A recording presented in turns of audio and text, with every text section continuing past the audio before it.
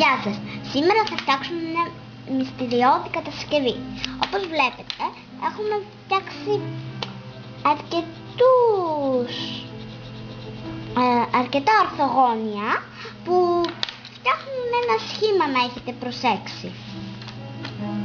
Όταν βγάλουμε όλους τους κόνους και αφήσουμε μόνο αυτόν, θα μας μείνει ένας χρωματιστός σταυρός. Βλέπετε ότι έχουμε μόνο 3 χρώματα.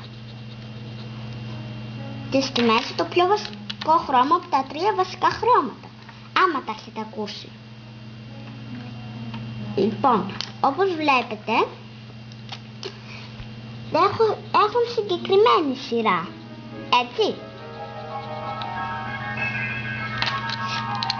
Αλλά έχετε προσέξει και αυτά τα κουτάκια. Όπως σας είπα πριν, δημιουργούν αυτά τα κουτάκια, μερικές φορές ξεχωρίζουν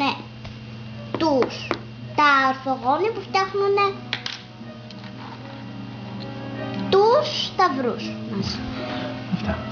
Λοιπόν, άμα θέλετε κι άλλα, θα μπορέσουμε. Ναι, έχουμε λίγη ώρα ακόμα μαζί. Έχουμε κι άλλο? Ναι. Μετά άλλο καινούριο θα φτιάξουμε. Όχι.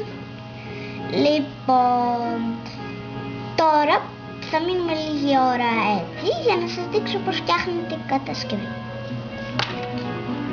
Βλέπετε το σχέδιο που φτιάξα? Ναι, το βλέπετε. Ξέρετε, αυτά μου αρέσουν πάρα πολύ.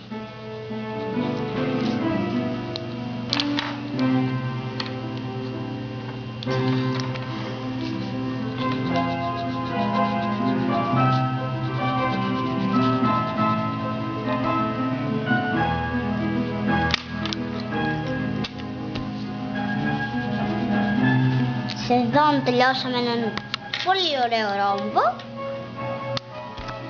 που, άμα σας αρέσει,